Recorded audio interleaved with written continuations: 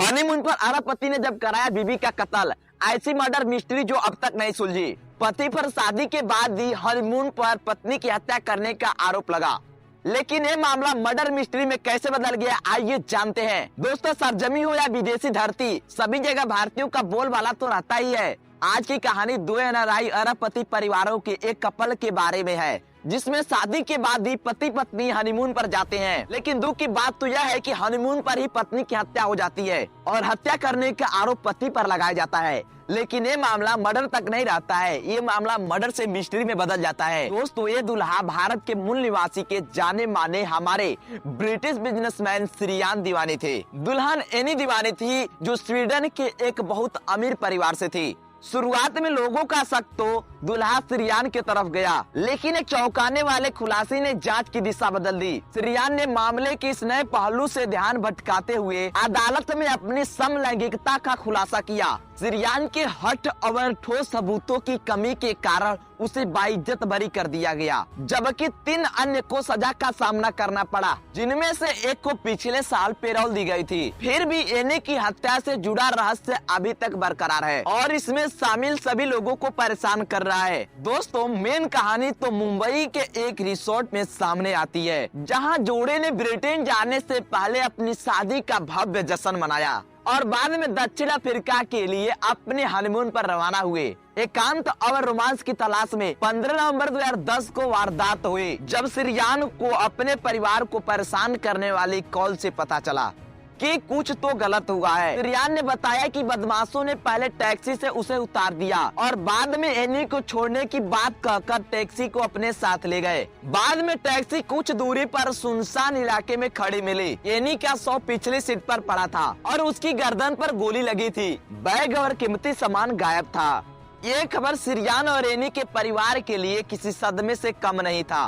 Police के लिए तो ये मर्डर एक चुनौती बन गई। पुलिस ने इस मामले को बहुत ही गंभीरता से लिया और कुछ ही दिन बीते थे कि पुलिस ने एनी की हत्या करने वाले 3 हत्यारों को पकड़ लिया। लेकिन यह कहानी यही खत्म नहीं होती है, यह कहानी तो और भी जटिल हो गई। तीनों हत्यारे तो पहले अपराध कबूल करते हैं। उनका मानना है कि उन्होंने डकैती के इरादे से टैक्सी को हाईजैक किया और फिर एनी की हत्या कर दी। एनी की हत्या का खबर भारत, ब्रिटेन और अफ्रीका की कई जगहों पर छपती है। ऐसा लग रहा था मानो कि हत्या की गुत्थी सुलझ गई हो, लेकिन ऐसा बिल्कुल भी नहीं था।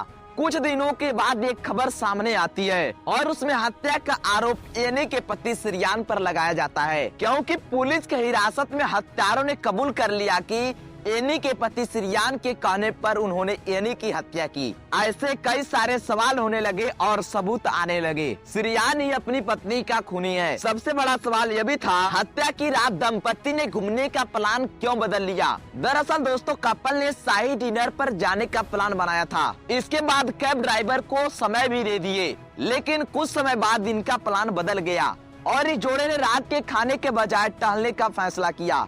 फिर टैक्सी ड्राइवर ऐसी जगह से टैक्सी ले जाता है जहां रात में लोग जाने से पहले 100 बार सोचते हैं, क्योंकि वहां जो भी रात को जाता है उसके साथ अपहरण और डकैती का सबसे ज्यादा डर रहता है और इसके बारे में वहां पर रहने वाले सभी लोगों को पता था। लेकिन टैक्सी ड्राइवर ने वह रास्ता क्यों चुना? अवर तो अवर श्रीयान ने टैक्सी ड्राइवर को होटल के एक तरफ ले जाके उससे कुछ बात किया और उसे पैसे भी दिया और ये सीसीटीवी कैमरे में भी कैद हुआ। ऐसे में तो कई सवाल थे और श्रीयान के पास सारे सवाल के जवाब थे। जैसे जैसे जांच श्रीयान के सामने आई, श्रीयान के खिलाफ आरोप तेज हो गए। लेकिन एनी का पति श्रीयान ने बताया कि उसके ब्राजीलियाई मूल के एक लड़की के साथ समलैंगिक संबंध थे, जो हनीमून के दौरान वो लड़का दक्षिण अफ्रीका आया था।